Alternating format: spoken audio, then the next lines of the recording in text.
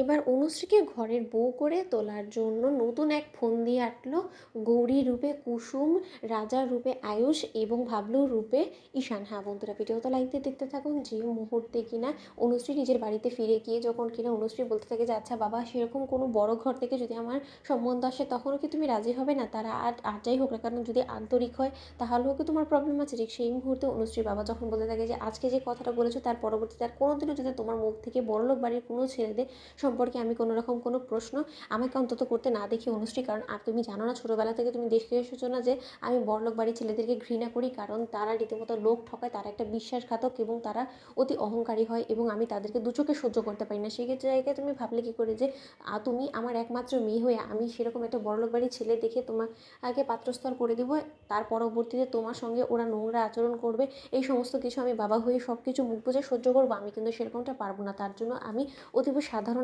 একটা ঘরে সাধারণ সোজাসাপটা ছেলে দেখে তার কাছেই তোমাকে তুলে দেবো এবং আমি চাই সে যাতে আজই হোক না কেন তোমাকে সব কিছু তোমার চাহিদা অনুযায়ী না মেটাতে পারলেও কিছুটা হলেও অন্তত তোমাকে যাতে ভালোবাসা এবং সম্মান দিয়ে অন্তত ভরিয়ে রাখতে পারে, সেরকম ঘরেই আমি খুঁজছি অনুশ্রী। ঠিক সেই মুহূর্তে কুসুমকে ফোন করে যখন বলতে থাকে যে কুসুম ম্যাডাম আপনারা কোথায় আছেন বলুন তো, আমি কিন্তু আবারও বাবার কাছে বলেছিলাম বড়লোক বাড়ির ছেলের যদি কোনো সম্বন্ধ আসে আমার জন্য বাবা আদৌ রাজি হবে কিনা। বাবা কিন্তু সাফ না করে দিয়েছে, বরঞ্চ আমার উপর অনেক বেশি মেজামেজি করেছে এবং এবার নিশ্চয়ই আপনি বুঝতে পারছেন যে বাবা কিন্তু ঈশান সাহেবকে সেরকম বড়লোক বাড়ির ছেলে ভেসে দেখলে কিন্তু কোনো মতেই বিয়েতে রাজি হবে না। ঠিক সেই মুহূর্তে কুসুম যখন বলতে থাকে যে তার জন্য আমরা সম্পূর্ণ প্রস্তুতি নিয়ে ফেলেছি অনুশ্রী, আমরা এমন এক ফন্দি এঁটেছি যাতে করে কিনা সাপও মরবে এবং লাঠিও ভাঙবে না, তুমি দেখে নিও, আমরা আসছি তোমার আর হাত চাইতে আমার দেওরের জন্য। ঠিক সেই সময় যখন কিনা গৌরী রূপে কুসুম এবং রাজা রূপে আয়ুষ যখন সেজে আসে, ঠিক সেই সময় ঈশান বলতে থাকে যে ভাইদা তোদের দুজনকে দেখে তো মনে হচ্ছে যে রাবনে বা নাদি জড়ি, তোদের দুজনকে দেখে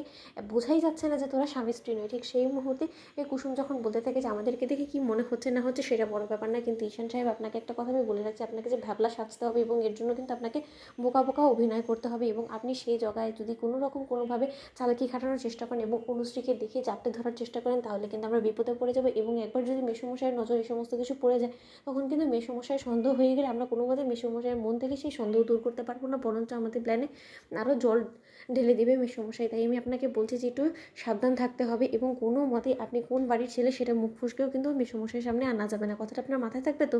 ঠিক সেই মুহূর্তে ঈশান যখন বলতে থাকে যে জাদুঘর এত কাঠখড় পুড়িয়ে যখন এই পর্যন্ত আমরা আসতে পেরেছি, আমার দীর্ঘ বিশ্বাস যে আমরা ঠিকই অনুশ্রীর বাবাকে রাজি করিয়ে অনুশ্রীকে বউ করে এই বাড়িতে আমরা নিয়ে আসতে পারবো। তার জন্য শুধুমাত্র সময়ের অপেক্ষা এবং দেবলীনারও পর্দা আমরা খুব শীঘ্রই ফাঁস করে দিতে পারবো। তুমি একদম টেনশন করো না, তুমি শুধু আমাদের পাশে থেকো, এরকম করে আমাদেরকে সাপোর্ট করে যেও। তো বন্ধুরা লাইক এবং শেয়ার করো, সাবস্ক্রাইব করতে ভুলো না।